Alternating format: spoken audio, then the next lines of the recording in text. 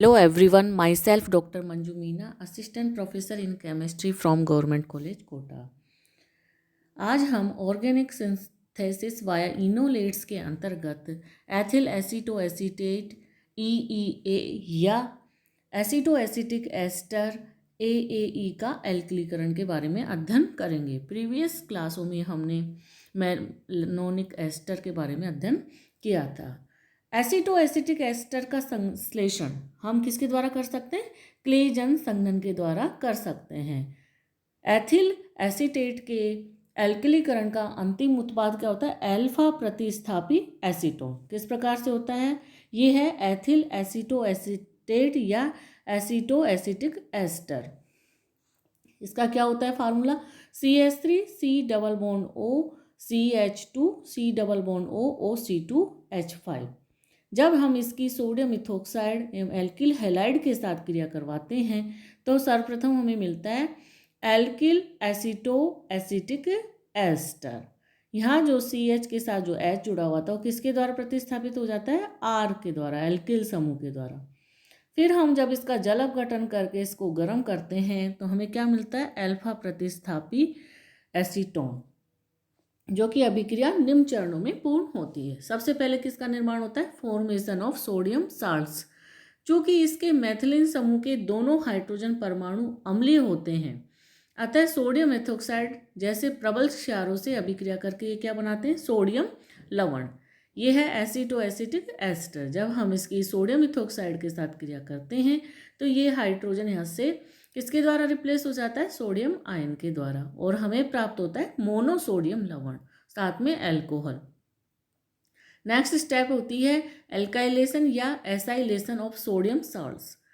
इन sodium लवणों की जब एल्किल हैलाइड अथवा एसिल हैलाइड के साथ अभिक्रिया करवाई जाती है तो एसीटोएसिटिक एस्टर का एल्किल अथवा एसिल व्युत्पन्न प्राप्त होता है। सोडियम लवण किसके द्वारा प्रतिस्थापित हो गया? एल्किल के द्वारा। तो इस प्रकार से हमें मोनो एल्किल व्युत्पन्न प्राप्त होते हैं।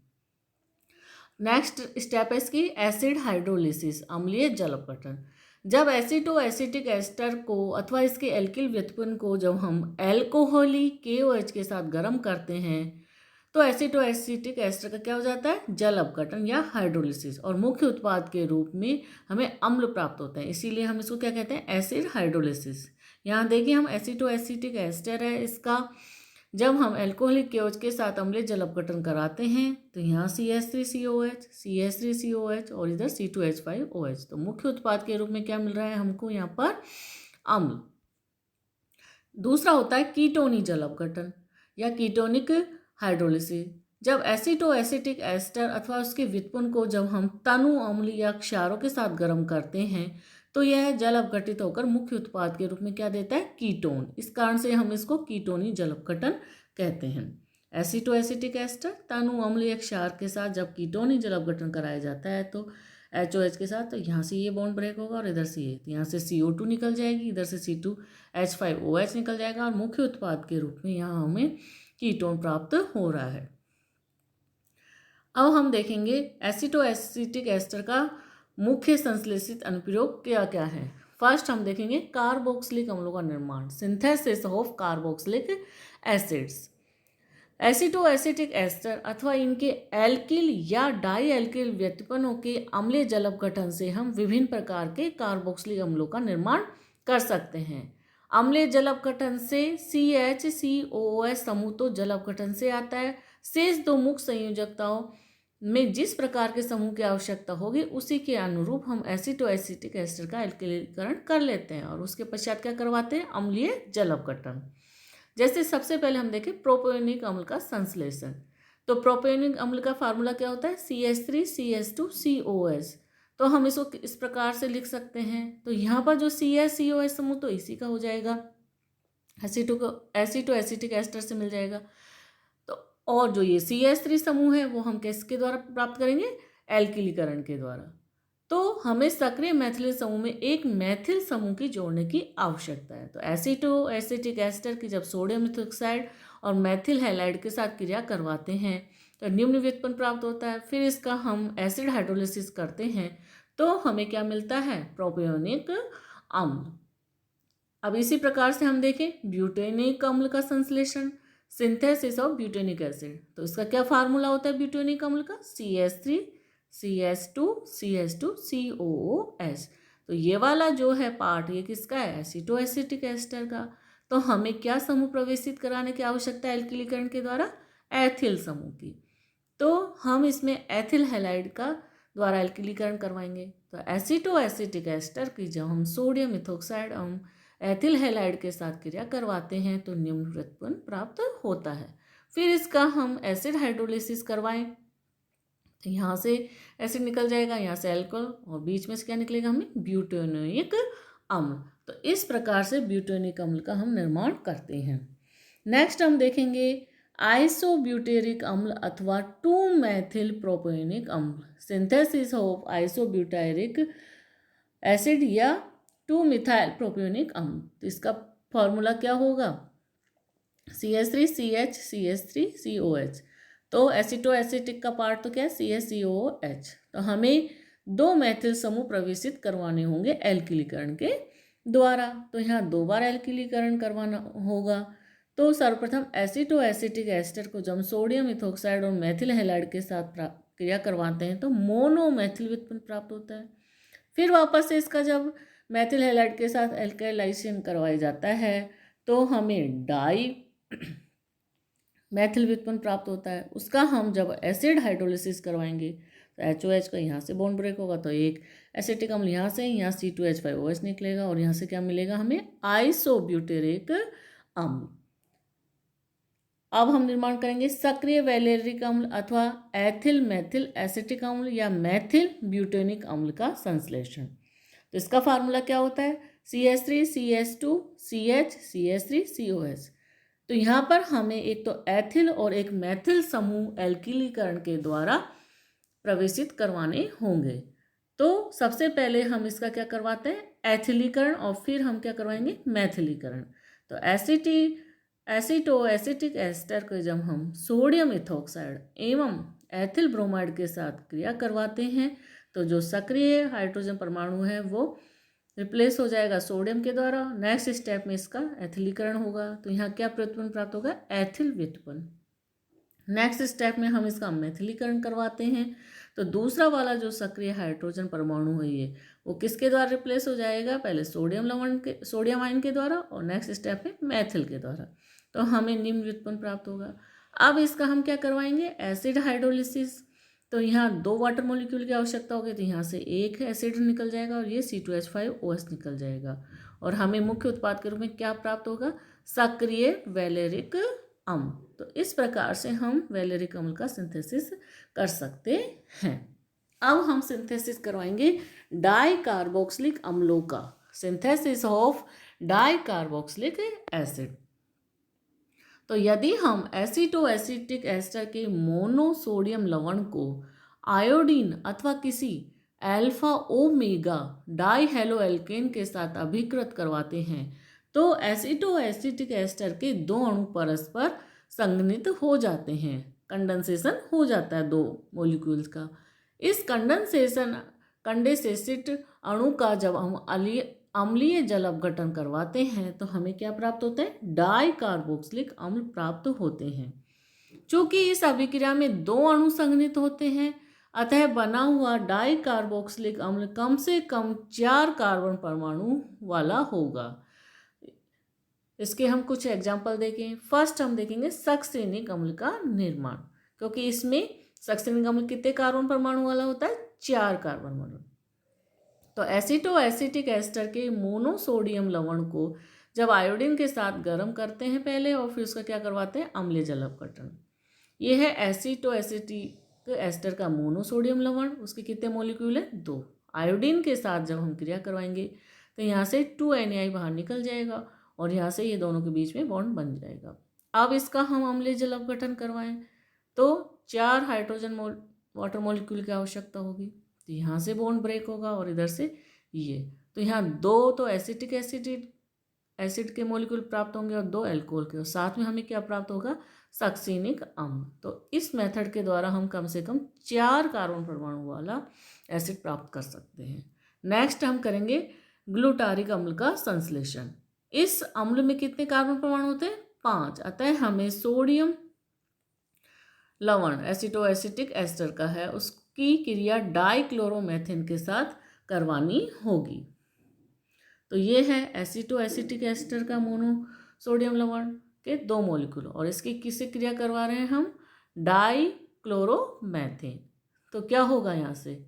NaCl बाहर, 2NaCl बाहर निकल जाएगा और CH2 यहाँ पर बंद बना लेगा इसके बीच में। अब इसका जब हम अम्लीय जल अपघटन करेंगे तो यहाँ से 2 एसिटिक एसिड निकल जाएंगे और इधर 2 एल्कोहल के मॉलिक्यूल, और हमें क्या प्राप्त होगा? ग्लूटारिक अम्ल। तो इस प्रकार से हम ग्लूटारिक अम्ल का संश्लेषण करते हैं। नेक्स्ट है एडिपिक अम्ल का निर्माण। तो इस अम्ल में कितने कार्बन परमाणु होते हैं? 6 कार्बन परमाणु उपस्थित होते हैं। अतः हमें 4 कार्बन परमाणु के बाद 2 कार्बन परमाणु अधिक चाहिए, इसीलिए हम एसिटोएसिटिक एस्टर के मोनोसोडियम लवण की 2 कार्बन परमाणु वाले डाइहैलोजन व्युत्पन्न अर्थात 1,2 डाइक्लोरोएथेन से क्रिया करवानी होगी। तो ये मोनोसोडियम लवण है इसके एसिटोएसिटिक एस्टर के, उसकी क्रिया किससे करा रहे हैं? 1,2 डाइक्लोरोएथेन। तो यहाँ से 2 NaCl निकल जाएंगे और इस प्रकार से इनमें बंध बन जाएगा। अब इसका हम क्या कराएंगे? Acid hydrolysis. तो क्या होगा? 2 यहाँ से एसिटिक एसिड के मॉलिक्यूल और इधर एल्कोहल के, और हमें मुख्य उत्पाद के रूप में क्या प्राप्त होगा? 6 कार्बन वाला एडिपिक अम्ल। नेक्स्ट है असंतृप्त अम्लों का निर्माण।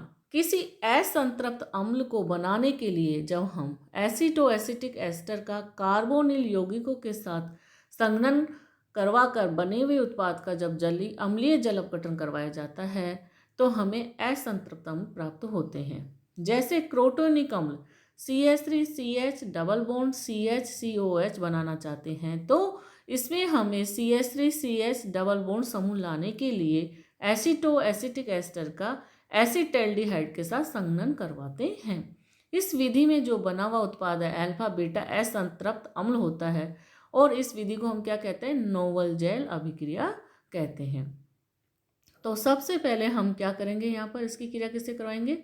एसिटैल्डिहाइड से। तो यहाँ से एक वाटर मॉलिक्यूल निकल जाएगा, क्योंकि जो सक्रिय हाइड्रोजन है वो H2 मॉलिक्यूल के रूप में निकल जाएंगे, और यहाँ क्या मिलेगा हमें? डबल बॉन्ड वाला असंतृप्त अम्ल। अब इसका हम क्या करवाएंगे? अम्लीय जल अपघटन करवाएंगे।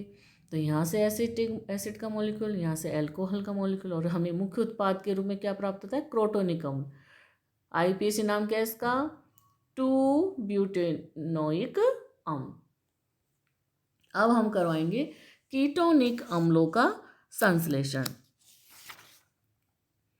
तो इस विधि में हम गामा कीटोनिक अम्ल ही बना सकते हैं। यदि हम एसिटोएसिटिक एस्टर के मोनोसोडियम लवण की अल्फा हैलोजनीकृत वसी अम्ल के एस्टर के साथ क्रिया करवाते हैं और बने हुए उत्पाद का कीटोनिक जल अपघटन करवाया जाता है तो हमें क्या प्राप्त होता है?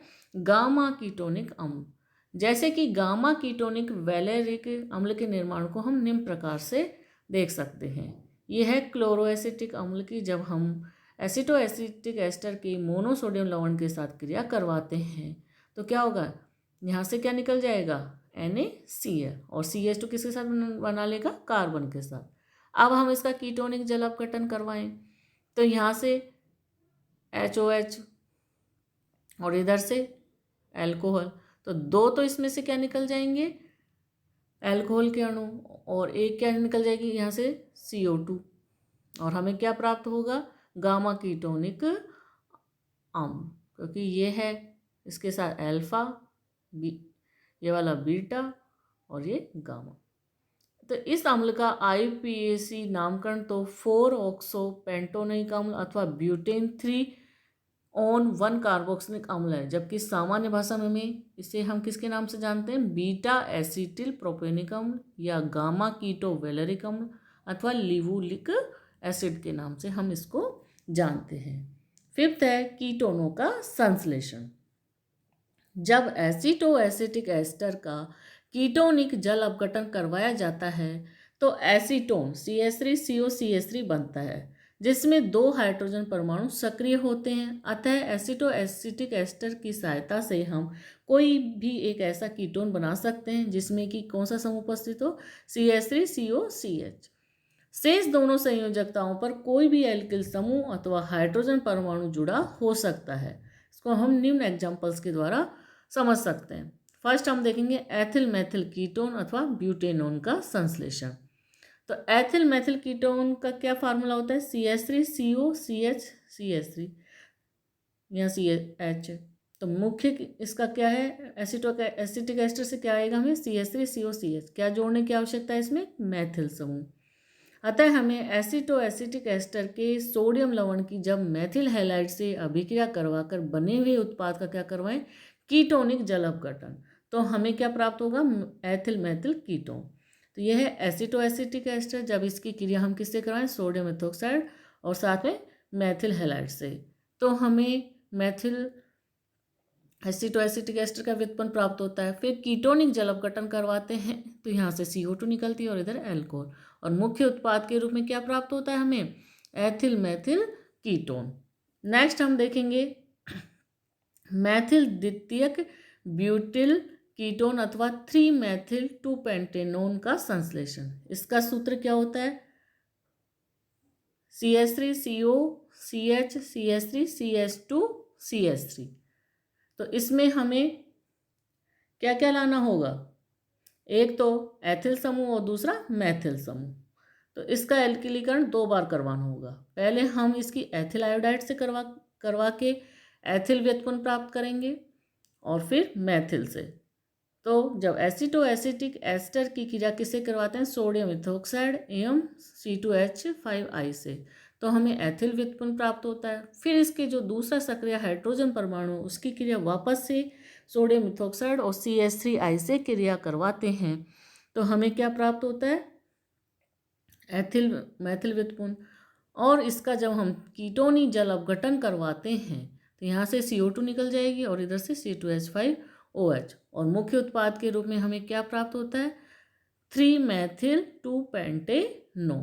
तो इस प्रकार से हम एथिल मैथिल कीटोन का संश्लेषण कर सकते हैं। Thank you.